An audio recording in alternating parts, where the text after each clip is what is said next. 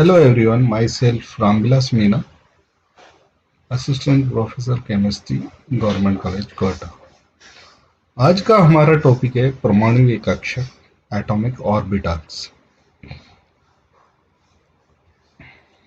कक्षक या ऑर्बिटल किसे कहते हैं? आप डेफिनेशन लिखना चाहते हो तो लिख सकते हो। नाभिक के चारों ओर के उस त्रिविम आकाश या थ्री डायमेंशनल स्पेस को ही कक्षक या ऑर्बिटल कहा जाता है, जिसमें किसी निश्चित ऊर्जा वाले इलेक्ट्रॉन के पाए जाने की संभावना अधिकतम हो। अब दो शब्द आते हैं, कक्ष और कक्षक। हालांकि आप प्रीवियस क्लासेस में इनकी स्टडी कर चुके हो, लेकिन ये आपके सिलेबस का पार्ट है, इसलिए रिवीजन करते हैं। Difference between orbital and orbit. कक्ष कक्ष की अवधारणा वैसे बोर ने दी थी, तो फर्स्ट अंतर आप चाहो तो लिख सकते हो। नाभिक के चारों ओर इलेक्ट्रॉन का काल्पनिक पथ कक्ष कहलाता है, जबकि अंतरिक्ष में नाभिक के चारों ओर का वह क्षेत्र जहां इलेक्ट्रॉन के पाए जाने की प्रायिकता अधिकतम हो कक्षक कहलाता है। सेकंड लिखिए, कक्ष की अवधारणा बोर ने दी थी, जबकि कक्षक की अवधारणा तरंग यांत्रिकी सिद्धांत का परिणाम है, वेव मैकेनिक्स के आधार पर ली गई। थर्ड देखिए आप, एक कक्ष में रहने वाले इलेक्ट्रॉन की अधिकतम संख्या 2n² हो सकती है, जहां n कक्ष की संख्या को प्रदर्शित, मतलब n आपका k l m n को प्रदर्शित करता है, मुख्य क्वांटम संख्या को प्रदर्शित करता है। प्रथम अगर कक्ष की बात हो रही है तो उसमें n बराबर 1 होगा, तो अधिकतम इलेक्ट्रॉन कितने होंगे? 2 होंगे। n बराबर 1 होगा तो 2 होंगे, n बराबर 2 हुआ तो 2n² से कितने होंगे? 2 2 जा 4, 4 2 जा 8 होंगे। इसी तरह आगे बढ़ते जाएंगे। इसके विपरीत किसी कक्षक में रहने वाले इलेक्ट्रॉनों की अधिकतम संख्या 2 होती है, जो परस्पर विपरीत चक्रण वाले होते हैं। फोर्थ लिखिए, इसे मुख्य क्वांटम संख्या n से प्रदर्शित किया जाता है, और जबकि कक्षक को चुंबकीय क्वांटम संख्या m से प्रदर्शित किया जाता है। फिफ्थ लिखिए, कक्ष में कोई दिशात्मक गुण नहीं होते, जबकि इस कक्षक के अलावा शेष सभी कक्ष दिशात्मक गुण वाले होते हैं। आगे आप कक्ष SPDF ऑर्बिटल पढ़ोगे तो उसमें आप समझ सकते हो इन चीजों को।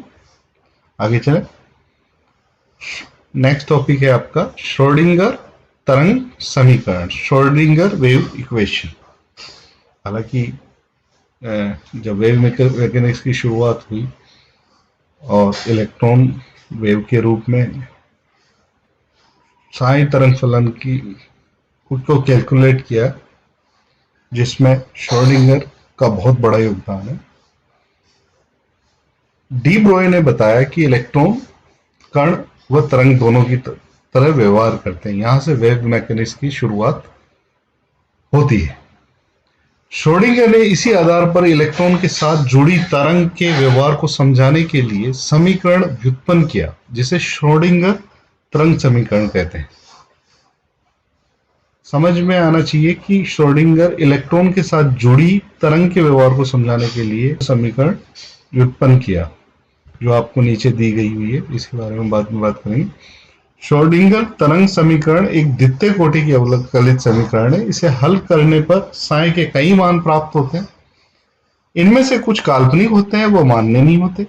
इसमें उस मान का चयन किया जाता है जो तरंग यांत्रिकी के अनुरूप हो।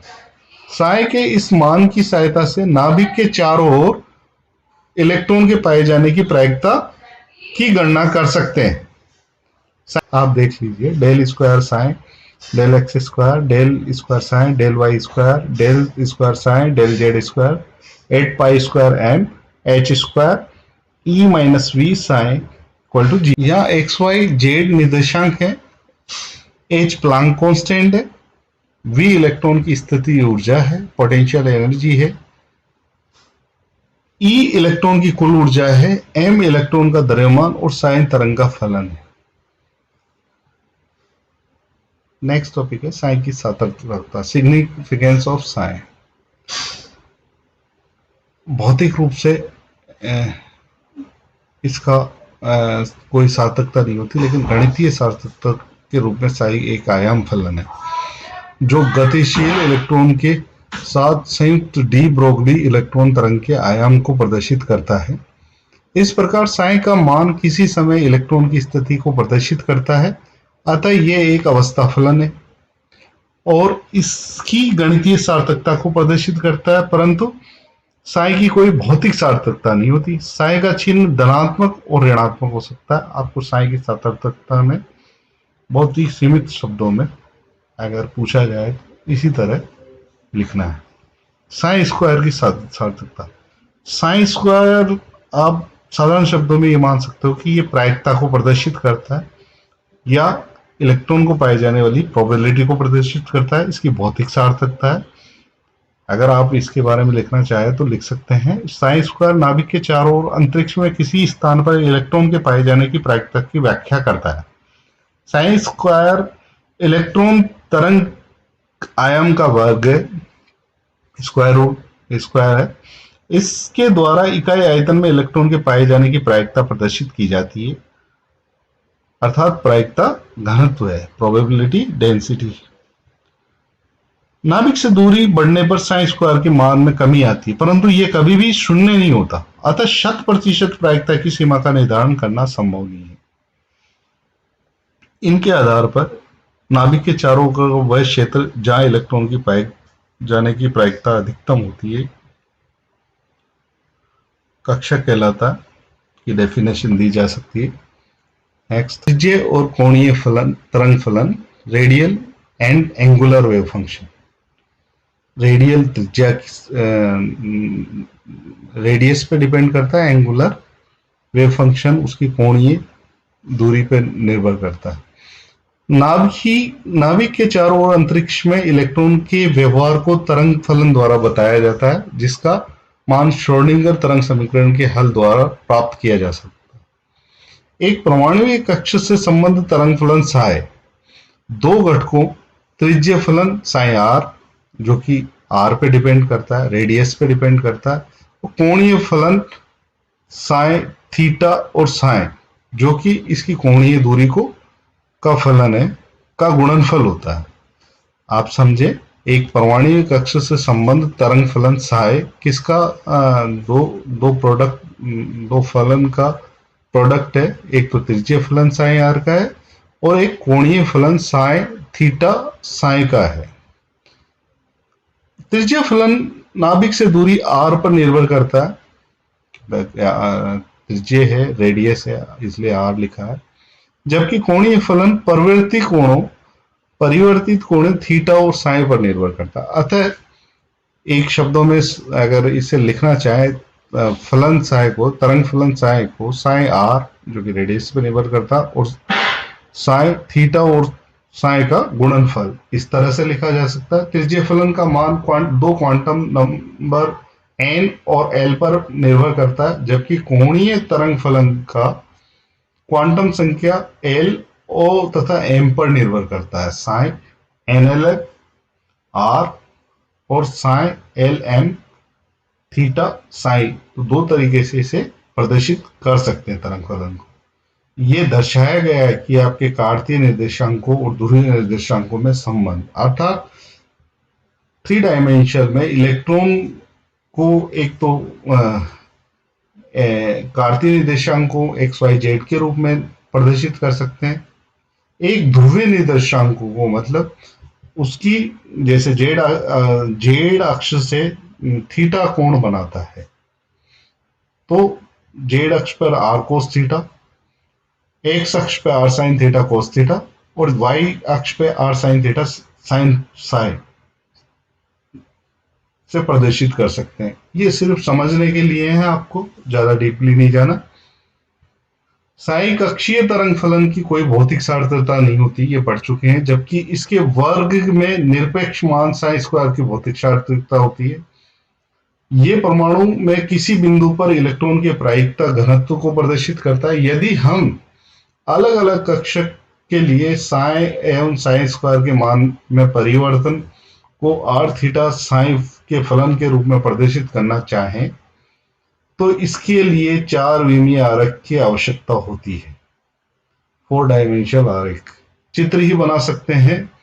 इस कठिनाई को दूर करने के लिए त्रिज्य फलन में परिवर्तन और कोणीय फलन में परिवर्तन अलग अलग चित्रों द्वारा दर्शाए प्रदर्शित किया जाता है। आप बुक में डायग्राम देखना, समझ में आएगा। त्रिज्य तरंग फलन के आलेख 3 प्रकार से बनाए जाते हैं। त्रिज्य तरंग फलन और नाभिक से दूरी r के मध्य आलेख फर्स्ट है। सेकंड है त्रिज्य प्रायिकता घनत्व नाभिक के से दूरी r के मध्य आलेख। फोर्थ है त्रिज्य प्रायिकता फलन 4 पाई r square sine square r वो नाभिक से दूरी r के मध्य। डिटेल में हम आगे स्टडी करेंगे इनके बारे में। फर्स्ट है त्रिज्य तरंग फलन और नाभिक से दूरी r के मध्य आलेख।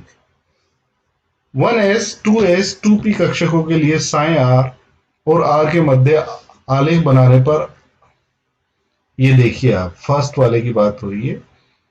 1s कक्षक के लिए है, ये 2s कक्षक के लिए है, 2p कक्षक के हैं। r और तरंग फलन साइन r के मध्य ग्राफ। शुरुआत में साइन r का मान शून्य, जैसे जैसे r का मान बढ़ता है, इसकी बात हो रही है 1s के लिए। 1s के लिए r के मध्य और साइन r के मध्य आलेख खींचने पर r का मान बढ़ने पर साइन r का मान शून्य के समीप पहुंचता है, धीरे धीरे घटता जाता है, शून्य के समीप पहुंचता है, शून्य नहीं होता।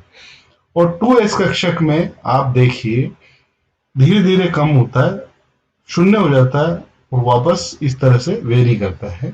यहाँ एक नोड है जो जिस स्थान पे साइन r का मान शून्य होता है, जबकि 2p कक्षक में r का मान बढ़ने के साथ साथ साइन r का मान बढ़ता है और कम होता है, लेकिन शून्य नहीं होता। सेकंड है त्रिज्य प्रायिकता घनत्व साई स्क्वायर r। अब इस पे y अक्ष पे साई स्क्वायर r है, वही r के सापेक्ष ग्राफ खींचा गया है। त्रिज्य तरंग फलन का वर्ग किसी कक्षक के लिए उसकी प्रायिकता घनत्व को प्रदर्शित करता है, उसकी प्रोबेबिलिटी डेंसिटी को प्रदर्शित करता है। यह नाभिक के से त्रिज्या रेखा पर किसी बिंदु पर इलेक्ट्रॉन के पाए जाने की प्रायिकता को दर्शाता है। इसके मान से नाभिक से दूरी r के साथ परिवर्तन को आलेख द्वारा प्रदर्शित करने पर 1s कक्षक के लिए नाभिक पर इसका मान अधिकतम होता है, जबकि कक्षकों के लिए, अन्य कक्षकों के लिए त्रिज्य प्रायिकता का घनत्व का मान शून्य होता है। आप देखो, अगर 1s के लिए हो तो धीरे धीरे कम होता है, अगर 2s कक्षक के लिए तो कम होता है फिर बढ़ने लग जाता है। और आप प्रायिकता घनत्व या फलन का स्क्वायर और r के सापेक्ष देखा जाओगे 2p कक्षक के लिए तो शुरुआत में शून्य होता है, धीरे धीरे मान बढ़ने पर और फिर कम होता जाता है। थर्ड है त्रिज्य प्रायिकता फलन और नाभिक से दूरी r के मध्य आलेख। एक कक्षक के लिए त्रिज्य घनत्व साइन r और नाभिक से दूरी r पर इलेक्ट्रॉन के पाए जाने की प्रायिकता को दर्शाता है। क्योंकि परमाणु की गोलीय सममिति होती है, अतः नाभिक से r व r प्लस डी आर त्रिज्या के गोलों के मध्य इलेक्ट्रॉन के पाए जाने की प्रायिकता जो है आपके 4 पाई r स्क्वायर साइन r। ये क्या है कि नाभिक से r व r प्लस डी आर त्रिज्या के गोलों के मध्य इलेक्ट्रॉन के पाए जाने इस डायमीटर पे, इस परिधि से इस परिधि के मध्य जो इलेक्ट्रॉन की पाए जाने की प्रायिकता है उसको प्रदर्शित करता है। इसके और r के मध्य इलेक्ट्रॉन की प्रायिकता को दर्शाता है और ग्राफ खींचने पर 1s के लिए शुरुआत में बढ़ता है, धीरे धीरे कम होता जाता है। 2s के लिए बढ़ता है, कम होता है और बाद में नेक्स्ट जैसे जैसे r का मान ज्यादा होता जाता है 4 पाई r स्क्वायर साइन का मान भी बड़ा होता है। और थर्ड पोजीशन 2p के लिए बढ़ता है और फिर घटता है। प्राथमिक घनत्व फलन 4πr² का नाभिक से दूरी के साथ आलेख है। तीनों तीनों आपको बता दिए गए हैं। अब है कोणीय तरंग फलन। कोणीय तरंग फलन साइन थीटा साइन केवल दो क्वांटम संख्याओं एल और ml पर निर्भर करता है। स्पिन क्वांटम नंबर और चुंबकीय दोनों पर निर्भर करता है। यहाँ ये n पर निर्भर करता है। अतः सभी s कक्षकों के लिए कोणीय तरंग फलन का मान समान रहता है। कोणीय तरंग फलन साइन थीटा साइन को कोणीय प्रायिकता घनत्व साइन स्क्वायर थीटा साइन को s तथा p कक्षक के लिए चित्र द्वारा प्रदर्शित किया जाता है। इसमें s कक्षक के लिए दिया गया अगर ये कोणीय दूरी थीटा है तो हाइड्रोजन समदर्शक s कक्ष के लिए तरंग फलन की कोणीय अंश इस तरह से प्रदर्शित किया जा सकता है। जब कोणीय तरंग फलन का वर्ग करते हैं तो s कक्षक के लिए वर्ग करने पर आकृति में कोई परिवर्तन नहीं होता क्योंकि इसका मान सभी दिशाओं में समान होता है। जबकि p कक्षक के लिए स्क्वायर या वर्ग करने पर p कक्षक के लिए आरेख विस्तारित होता है और इस तरह से दर्शाया जा सकता है। हाइड्रोजन समदर्श्य pz कक्षक के लिए तरंग फलन का कोणीय अंश। Thank you very much. Stay safe.